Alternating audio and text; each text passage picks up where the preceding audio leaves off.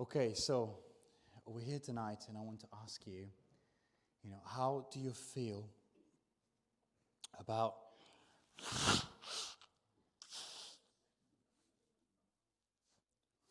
it's quite, sorry if you can see that, it's quite wet actually.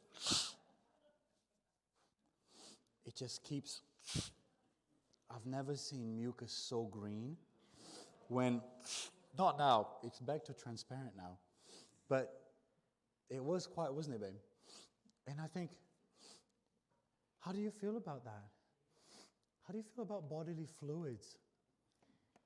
Because, I love the fact that even though we might not get time to talk about the menstrual cycle and semen, and I don't mean semen as in the men on boats, but even though we may not have time to get there, I just thought Hazel has the best voice. She must read this.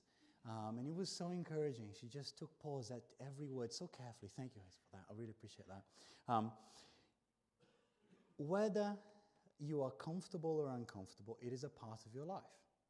All those bodily fluids we spoke about and that Leviticus speaks about in chapters 11 to 15 are a part of your routine and day-to-day life, aren't they? So is what you eat. Leviticus chapter 11. Clean and unclean food, what you do at the dinner table somehow can glorify God or not. These chapters, which we can't cover completely, but I'll give you a taster, Leviticus 11 to 15, aren't just a manual for zoologists, chapter 11, wanting to identify which ones have a cleft hoof and chew the cud. They're not just a manual for women and their midwives in chapter 12, talking about the flow of blood in childbirth. They're not a manual even for dermatologists, trying to figure out what to do when your skin does this. Although, please do appreciate that in chapter 13, verse 40, you may like this verse, but a man who has lost his hair and is bald is clean. There we are. We will see what that means. Neither are these chapters a manual for those who are house inspectors looking for mold in chapters 13 and 14, or even GPs here tonight who are unusually interested in bodily discharges. I did have a very good conversation this morning about hemorrhoids. But these chapters, they speak about being holy, as we just sung a couple songs ago, being set apart, being distinctive. We're going to see how that works out very quickly. Even though I don't believe that we follow it to a T in terms of what animals we eat or not, we follow the principles that Jesus calls us to if we're Christians. But notice this as we begin to talk about these weird chapters, okay? If you noticed where they come in Leviticus, okay? So you've got chapter 10, and we've had the death of Nadab and Abihu, who offended God by not caring about how they approach him. In chapters 8 and 9, they had seen with their own eyes just how particular they need to be because God is God and we are not. But they didn't pay careful attention. And we learned with John Owen last week just what happened. But then in chapter 16, we have the Day of Atonement. The ultimate day of worship where the tabernacle was cleansed, where all sins were forgiven for the whole year for the people of God. And in the middle of these two crazy chapters, we have how you live a holy life in every aspect of life. How amazing that this stuff really matters. So for us Christians today, we're going to take on the challenge that God is calling us to glorify Him, to honor Him with every aspect of our lives. So let's talk about these two big ideas. Although our practice might change, the principles are the same. God is holy, and we must be holy. God is holy, and we must be holy. Let's think about this first idea. God is holy. There are different kinds of people in the world, and I think we are somewhat on a spectrum of conformity to non-conformity. Some of you like my wife, would say of you, okay, think about whether this is where you're at. I follow rules because they are rules. And so I'll follow a rule despite not having a clear explanation for the rule. So long as it's a rule, I will follow it. That's, my wife is over here on this side, okay? I'm over here on this side. I tend to only follow rules insofar as I can see the point in them. If you're over here, perhaps you look at the speed limit and your temptation, I will not tell you what I do, so you won't judge me, but your temptation may be, why on earth would the speed limit be 20 in this area? This makes absolutely no sense. I would travel at 30. Okay? I'm not saying this is what I do. I'm not condoning any behavior here. Don't sue me. Don't fire me. Where do you lean? Here's why I'm saying this to you.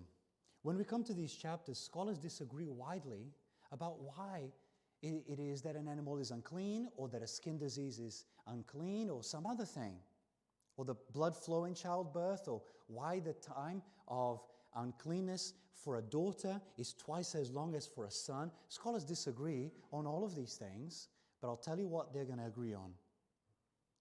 The people of Israel were called to obey whether they understood it or not, because God was their king. They knew they could trust God, whether they understood the command or not. Can you already see a bit of application for us Christians today? Whether we understand every verse in the Bible or not, why it's there or not. What has the king done? Leviticus 11, chapter 44, verse 44, 45. I'm the Lord your God. Consecrate yourselves and be holy. Why? Because I am holy, God says. Verse 45, I am the Lord. What has he done? That you should follow him. What has he done? That you should love him, that you should obey him, even if you don't know why. Who brought you up out of Egypt to be your God. So let's talk about this, because this is the background that you need to understand for the rest of Leviticus even. God is holy. He is set apart. And anything else that's called holy in Leviticus is set apart for God or for God's use. How is God set apart? Well, God is set apart because he stands outside his creation. And you remember this because George told you this, George Clayson, when he was preaching on holiness. I'm not going to rehearse much of it, but he is, big word for you, transcendent.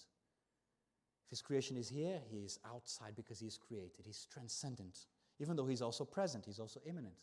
There is no one like him. There is no one beside him. He is completely other than his creation. He is not just like a human being, but better. No, he's completely on a different category. We see that in the book of Genesis on Sunday mornings.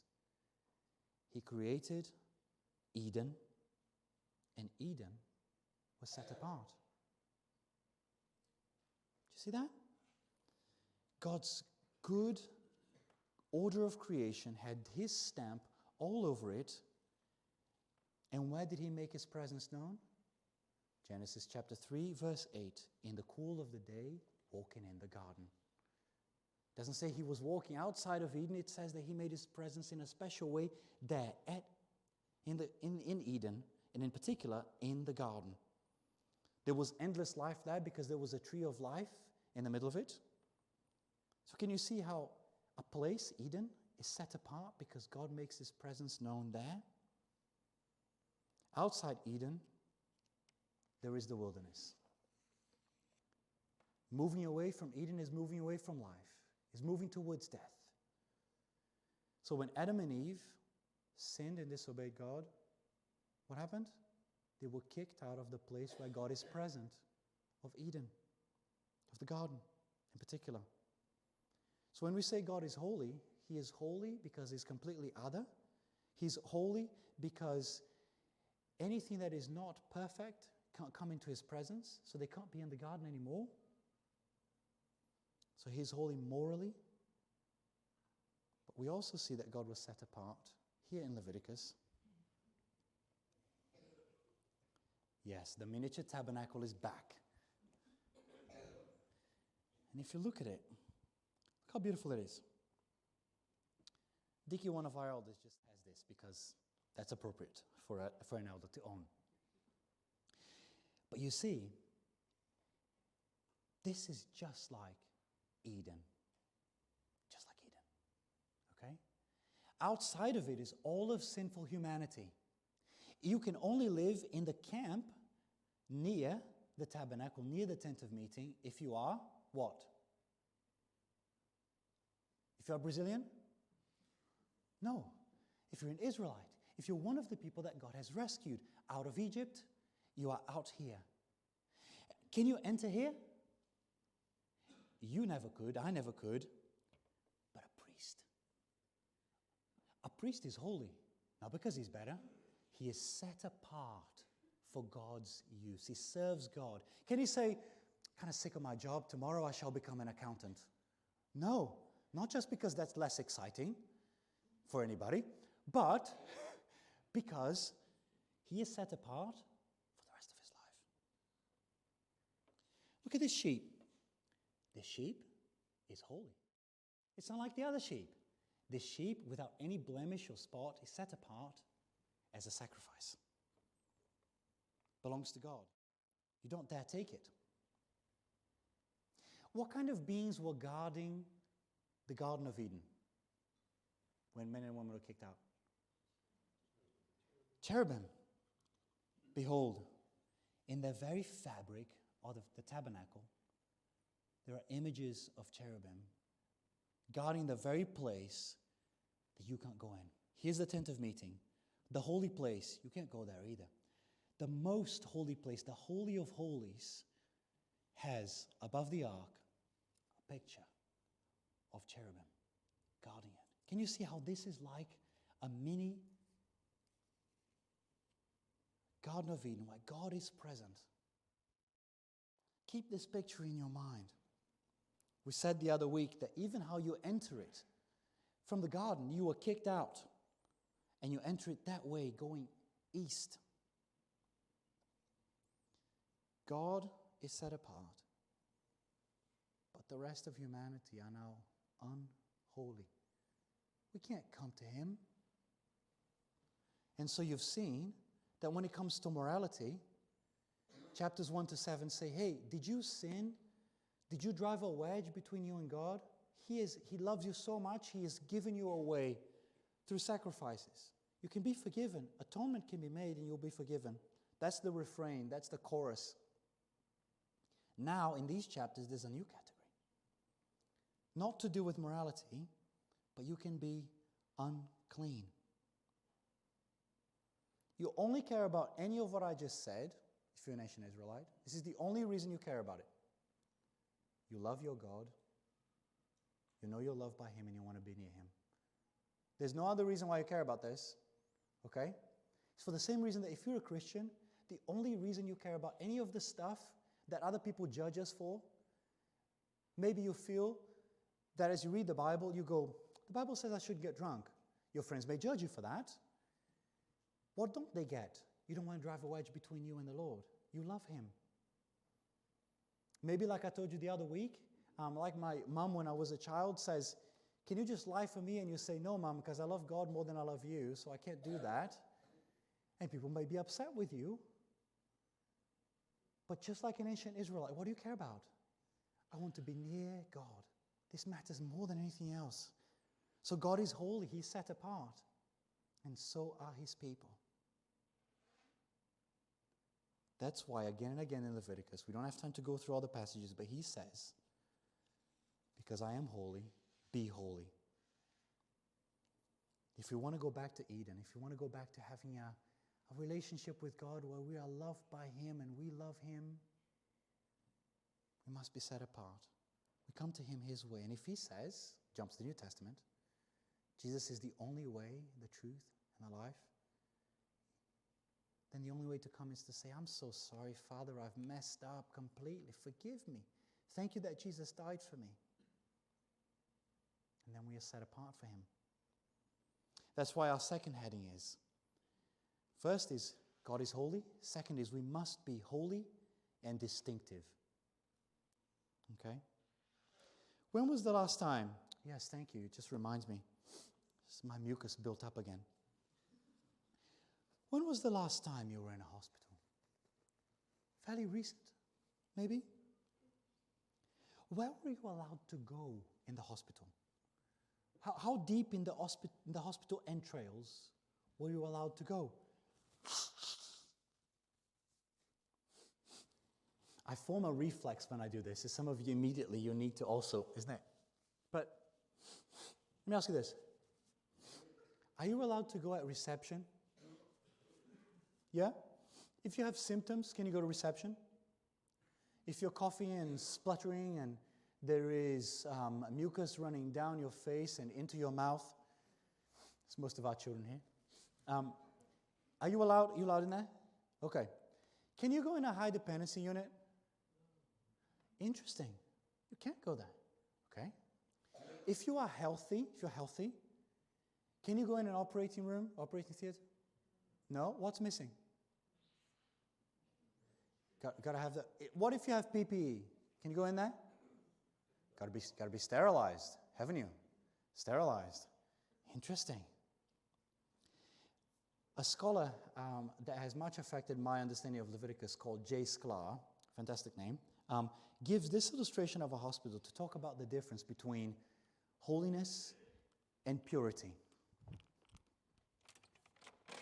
I say we pull out all the stops and we use a flip chart. What do you say?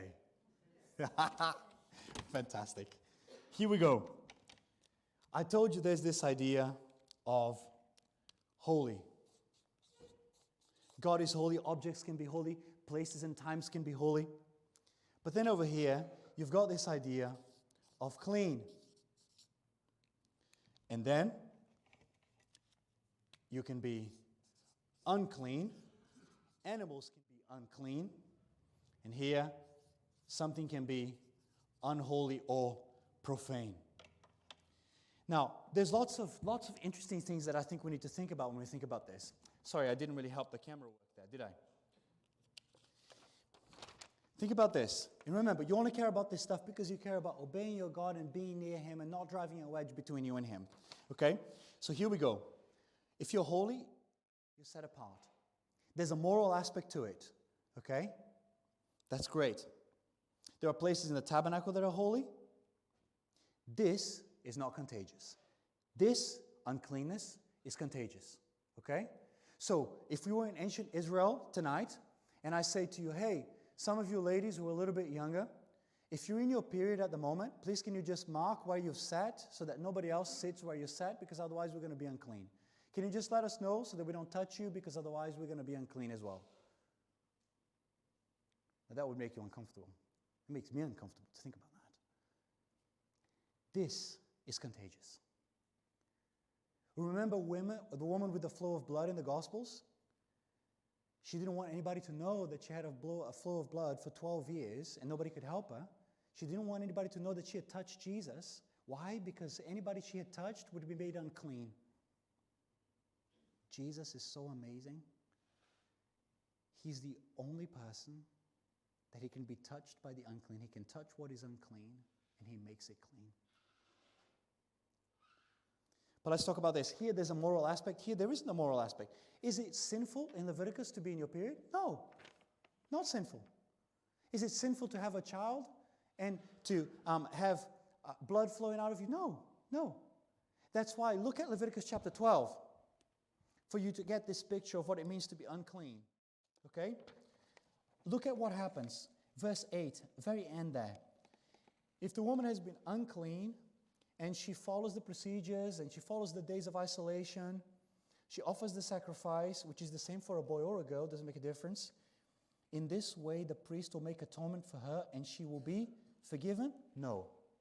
Forgiven is what you would find in chapters 1 to 7, because it's to do with sin. Here, she will be clean again. She will no longer be a picture of not life, because blood that belongs in the body is now outside of the body. Cleanness and uncleanness, or purity and impurity, is about a picture of wholeness and of God's good creation. You can be clean, doesn't mean you're a better Christian than someone else, a better Israelite than someone else. You can be unclean, doesn't mean you're worse, unless it was because of your own fault. Keep this picture in your mind. And the question on the Israelites' mind is this: am I fit? Am I right to be in God's presence? That's what they care about. This was the horrible thought in their minds. To be excluded, to be away from the presence of God. I wonder, if you're a Christian here tonight, whether you've been a Christian for many years, whether you've been a Christian for a year or two, is the presence of God something you so treasure that you just go, I don't want to be away from it? Pains me. Pains me when I have been derelict in my duty of engaging with God in the Bible. I miss it. I feel dry. I need more of Him. I haven't spent time with God in prayer. The Israelites, that was the question on their mind. Am I fit to be in God's presence? You and I, because of the blood of Jesus, washed us clean, we can be in God's presence anytime, and yet we choose not to so much of the time. So, if this is the picture, this has to do with obeying God, disobeying God. This has to do with processes in life that are either a picture of life, like blood in the body, or not life, a picture of death, of the fallen creation. Like, for example, semen that is supposed to create new life, not doing that, being used for another purpose. It's a picture of death. And so even though it might not be your fault, because if you are a man and you haven't been having sex, you may wake up and semen is there. Your body keeps producing it. But that's a picture of how this happens because we're in a creation where not everything leads to life that should lead to life. So now, we find ourselves with the question.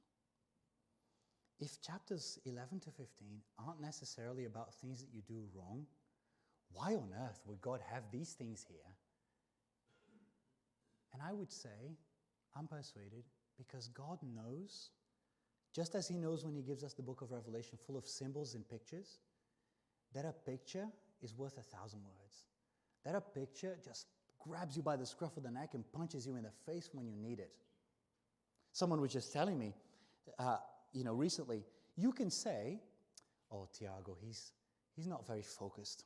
He struggles a little bit sometimes with concentration. Yes, you can say that, and we might understand it. But you can say, that fellow Tiago, he's a couple sandwiches short of a picnic, isn't he? That's a different picture in your mind, isn't it? You can say he's not very clever. He's as thick as a plank. You can say Tiago's not very useful, okay?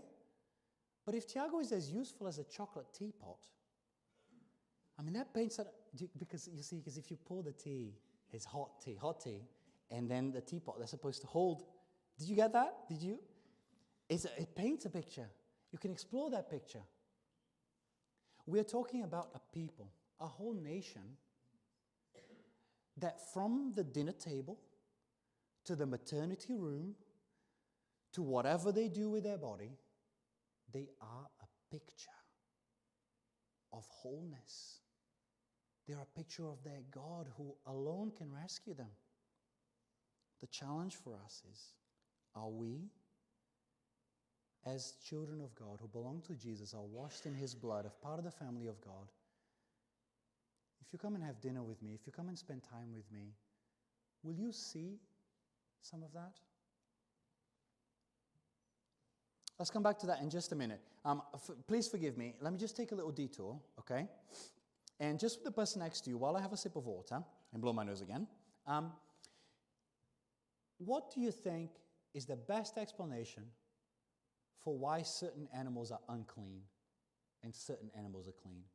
What do you think is the best explanation for some of these things in chapters 11 to 15? Just hazard a guess, or an informed guess from the scriptures, okay? And then I'll give you some thoughts. Go for it.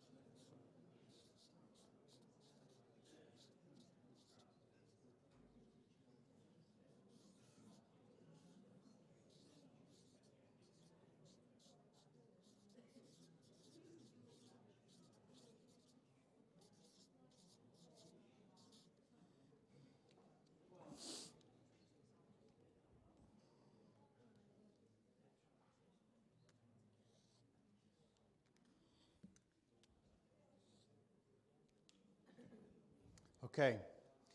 Now, you've had a chance there to solve some of the mysteries that scholars have been debating for a couple thousand years. Let me give you a few thoughts. Some of these things, I try and do diligent study work so that I can feed you what I believe is what the scriptures are showing.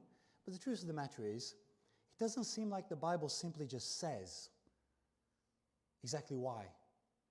Like I said to you, it seems that the Bible instead talks about the function of these things. Why do you obey? Because you want to be near your God.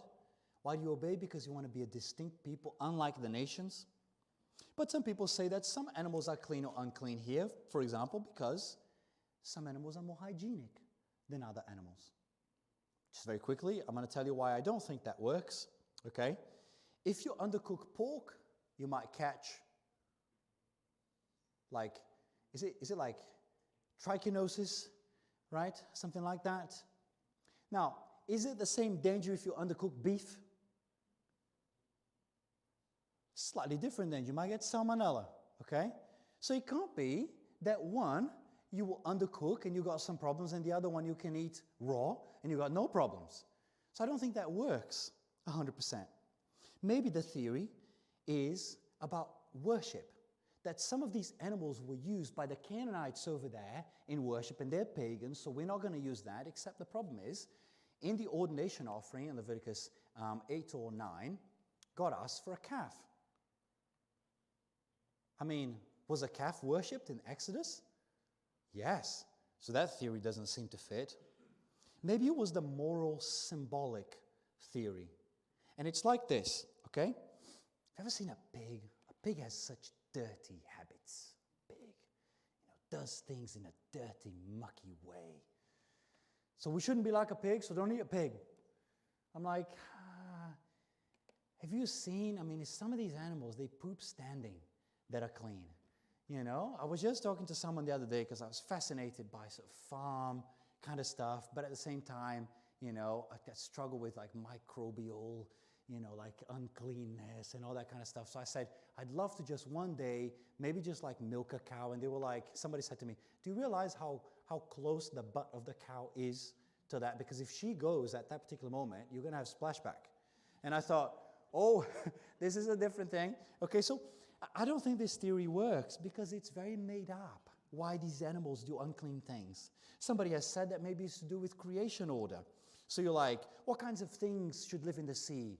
Things with fins, things with scales. If there's something in the sea that doesn't have fins or scales, doesn't belong in the sea. Don't eat that bad boy. Okay? Again, that kind of doesn't seem to work 100% because it doesn't explain every animal that fits in the category. Here's what I'm persuaded so far, just for your blessing. There may have been reasons that the ancient Israelites knew as soon as God said, don't eat this, and they go, oh, of course. But it's not obvious to us. And for some reason, God didn't see it fit for us to know. Some things, it may be more obvious. Maybe you shouldn't eat a vulture because they're in touch with pictures of death all the time. They're eating carcasses. So there's what I think could be going on here. The best explanation for me is some of the things that are symbolic with life should never be near God, the things that are symbolic of death, like blood not in the body, semen not in the body, not producing life. But let's finish with this. Here we learn that you should be distinctive in chapter 11 at the dinner table. Just very quickly. If you live till you're 79, apparently you will have spent an average of 4.5 years eating. 4.5 years eating. Is that a long time eating? Imagine if you just cramped all of those and you were just eating for 4.5 years straight. What do you think if you were eating for 4.5 years straight? That seems like a dream, okay, to me. For 4.5 years straight, do you think any of that time, if someone was watching you, being with you in between meals, would it communicate anything about you? Maybe about your faith? Consider how the Israelites does the animal have a divided hoof or chew the cud in their minds? Foreigners sees the kind of animals they keep, and they ask them questions. Why'd you do this? Imagine an Israelite saying, because God told us to. Why do you care about that? He rescued me. I owe him everything. Imagine someone comes to your house for dinner. Have you ever been to a vegetarian person's house for dinner? I served George a meal. We're very good friends, George and I. So he felt able to say, brother, where is the meat? And I launched into an explanation about how we tend to eat meat maybe once or twice a week. You know, it makes life cheaper and all that kind of stuff. That was a doorway for me to explain to him something I'm persuaded about, financially or otherwise. I've been in a vegetarian person's house for dinner, and they were able to explain for me, well, you know, because of animal welfare, because not everything is quite safe enough, because if you eat a chicken, the chicken might be sitting in its poo because they make them so heavy and there's in a box. And anyway, that food, that meal, was an opportunity to talk about what they were persuaded by, what they lived by. How do I apply this to Christians today? Everything that we do, from what we eat and how we eat and when we eat, to how we dress, where we go, how we walk, all of that should be an opportunity for someone to say, why'd you do that like that? Okay? Hey, why did you, after a really long, hard day at work, before you had dinner, why did you choose to call someone and say, can you pray for me? Can you pray with me? Why? Well, it was because I have a temptation to comfort eat, and I don't want to put my trust and my comfort in my food. I want to put it in Jesus instead, so I asked someone to help me. That's why I did that. Can you see how everything can be an opportunity for someone to see, I've thought about this, and I want to do what verses 44 and 45 say. I want to honor my God because he brought me not out of Egypt, but Egypt, and the rest of the Bible becomes a picture of our sin. And we've been rescued from our sin by Jesus. So we are so grateful that even though we know there are lots of things we can do, we think, should I do this? Will it be a good image for the name of Jesus? Let me tell you a couple more things. I don't believe that you should abstain from these foods because Paul says in 1 Timothy chapter 4 that anything received with thanksgiving by those who believe and who know the truth is fine for you to eat. You can come and ask me questions about this later on. But my question is, do I live like a child of God who considers his word in every area of my life? Do I do that? What he commands about alcohol, what he commands about food, what he commands about sex, what he commands about friendship, that friendship includes rebuke as well as wisdom, what he commands about how I do my work, how I spend my leisure time resting in Jesus. I pray that we would live distinctive lives because we know Jesus has rescued us from our sin. Let me finish with this story.